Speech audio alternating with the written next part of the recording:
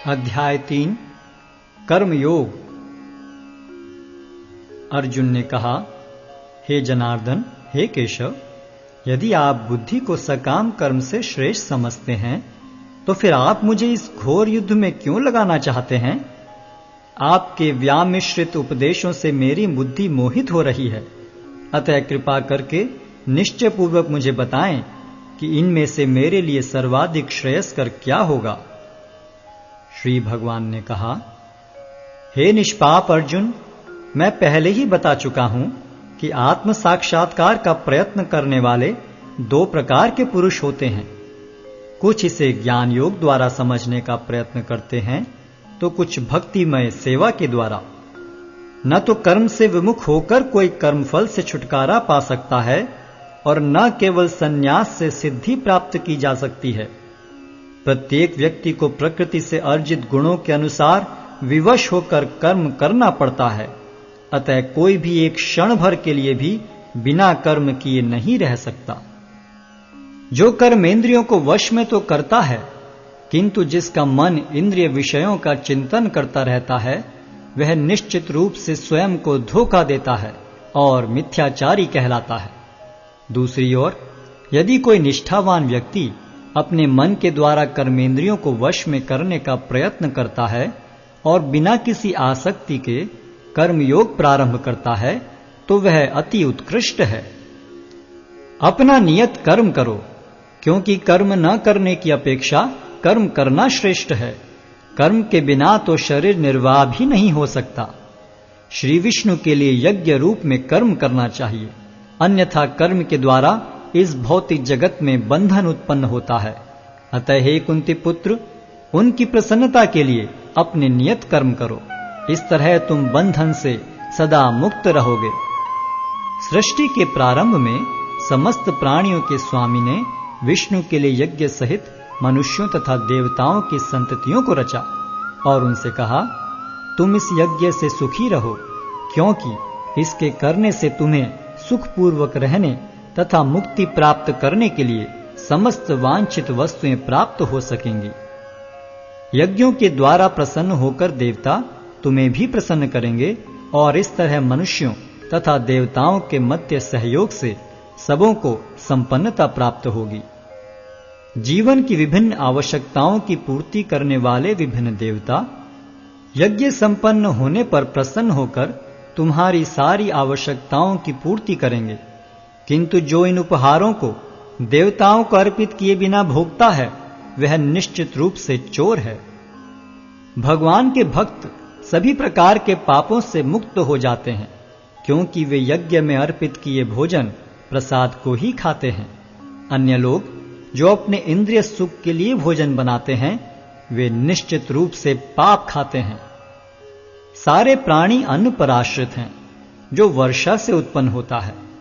वर्षा यज्ञ संपन्न करने से होती है और यज्ञ नियत कर्मों से उत्पन्न होता है।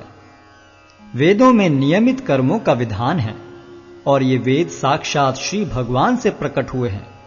फलतः सर्वव्यापी ब्रह्म यज्ञ कर्मों में सदा स्थित रहता है।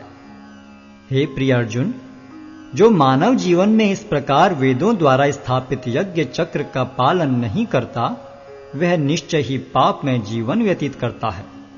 ऐसा व्यक्ति केवल इंद्रियों की तुष्टि के लिए व्यर्थ ही जीवित रहता है। किंतु जो व्यक्ति आत्मा में ही आनंद लेता है तथा जिसका जीवन आत्म साक्षात्कार युक्त है और जो अपने में ही पूर्णतया संतुष्ट रहता है, उसके लिए कुछ कारणीय कर्तव्य नहीं होता।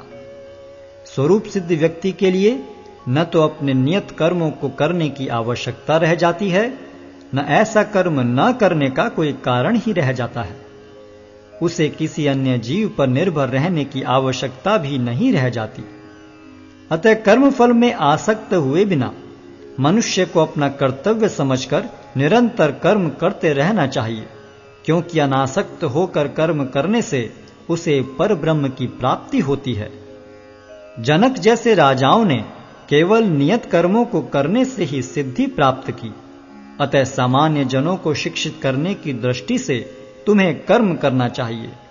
महापुरुष जो जो आचरण करता है, सामान्य व्यक्ति उसी का अनुसरण करते हैं।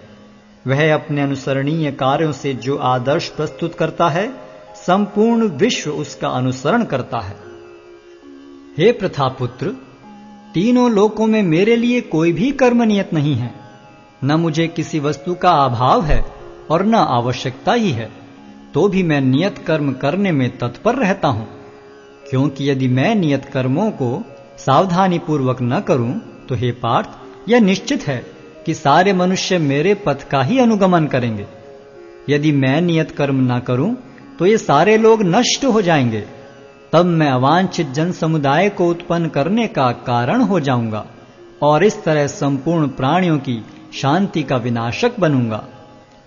जिस प्रकार अज्ञानी जन फल की आसक्ति से कार्य करते हैं, उसी तरह विद्वान जनों को चाहिए कि वे लोगों को उचित पथ पर ले जाने के लिए अनासक्त रहकर कार्य करें। विद्वान व्यक्ति को चाहिए कि वह सकाम कर्मों में आसक्त अज्ञानी पुरुषों को कर्म करने से रोके नहीं, ताकि उनके मन विचलित न हो, अपितु भक्ति भाव से कर्म करते हुए वह उन्हें सभी प्रकार के कार्यों में लगाएं, जिससे कृष्ण भावनामृत का क्रमिक विकास हो। जीवात्मा अहंकार के प्रभाव से मोहग्रस्त होकर अपने आप को समस्त कर्मों का कर्ता मान बैठता है, जबकि वास्तव में वे प्रकृति के तीनों गुणों द्वारा संपन्न किए जाते हैं। हे महाबाहो, भक्ति भाव में कर्म तथा सकाम कर्म के भेद को भली भांति जानते हुए जो परम सत्य को जानने वाला है, वह कभी भी अपने आप को इंद्रियों में तथा इंद्रिय तृप्ति में नहीं लगाता। माया के गुणों से मोहग्रस्त होने पर अज्ञानी पुरुष पूर्णतया भौतिक कार्यों में संलग्न रहकर उनमें आसक्त हो जाते हैं। यद्यपि उनके ये कार्य उनमें ज्ञानाभाव के कारण अधम होते हैं, किंतु ज्ञानी को चाहिए कि उन्हें विचलित न करे। अतः हे अर्जुन, अपने सारे कार्यों को मुझ में समर्पित करके मेरे पूर्ण ज्ञान से युक्त होकर लाभ की आकांक्षा से रहित, स्वामित्व के किसी दावे के बिना तथा आलस्य से रहित होकर युद्ध करो।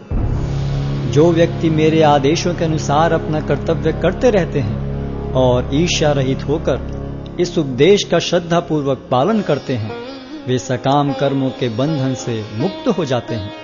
किंतु जो ईर्ष्यावश इन उपदेशों की उपेक्षा करते हैं और इनका पालन नहीं करते, उन्हें समस्त ज्ञान से रहित, दिग्भ्रमित तथा सिद्धि के प्रयासों में नष्ट भ्रष्ट समझना चाहिए।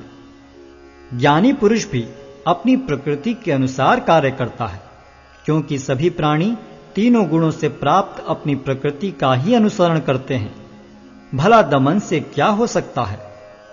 प्रत्येक इंद्रिय तथा उसके विषय से संबंधित राग द्वेष को व्यवस्थित करने के नियम होते हैं। मनुष्य को ऐसे राग तथा द्वेष के वशीभूत नहीं होना चाहिए, क्योंकि ये आत्म साक्षात्कार के मार्ग में अवरोधक हैं। अपने नियत कर्मों को दोषपूर्ण ढंग से संपन्न करना भी अन्य के कर्मों को भली भांति करने से श्रेयस्कर है। स्वीय कर्मों को करते हुए मरना पराये कर्मों में प्रवृत्त होने की अपेक्षा श्रेष्ठतर है, क्योंकि अन्य किसी के मार्ग का अनुसरण भयावह होता है। अर्जुन ने कहा, हे वृष्णिवंशी, मनुष्य न चाहते हुए भी पाप कर्मों के लिए प्रेरित क्यों होता है? ऐसा लगता है कि उसे बलपूर्वक उनमें लगाया जा रहा हो। श्री भगवान ने कहा, हे अर्जुन, इसका कारण रजोगुण के संपर्क से उत्पन्न काम है, जो बाद में क्रोध का रूप धारण करता है और जो इस संसार का सर्वभक्षी पापी शत्रु है। जिस प्रकार अग्नि धुएं से, दर्पण धूल से अथवा भ्रूण गर्भाशय से आवृत रहता है, उसी प्रकार जीवात्मा इस काम की विभिन्न मात्राओं से आवृत रहता है। इस प्रकार ज्ञान में जीवात्मा की शुद्ध चेतना उसके काम रूपी नित्य शत्रु से ढकी रहती है, जो कभी भी तुष्ट नहीं होता और अग्नि के समान जलता रहता है। इंद्रियां, मन तथा बुद्धि इस काम के निवास स्थान हैं। इनके द्वारा यह काम जीवात्मा के वास्तविक ज्ञान को ढककर उसे मोहित कर लेता है। इसलिए हे भरतवंशियों में श्रेष्ठ अर्जुन, प्रारंभ में ही इंद्रियों को वश में करके इस पाप के महान प्रतीक काम का दमन करो और ज्ञान तथा आत्म साक्षात्कार के इस विनाशकर्ता का वध करो। कर्मेंद्रियां जड़ पदार्थों की अपेक्षा श्रेष्ठ हैं। मन इंद्रियों से बढ़कर है, बुद्धि मन से भी उच्च है और वह आत्मा बुद्धि से भी बढ़कर है। इस प्रकार हे महाबाहु अर्जुन, अपने आप को भौतिक इंद्रियों, मन तथा बुद्धि से परे जानकर और मन को सावधान आध्यात्मिक बुद्धि से स्थिर करके आध्यात्मिक शक्ति द्वारा इस काम रूपी दुर्जय शत्रु को जीतो।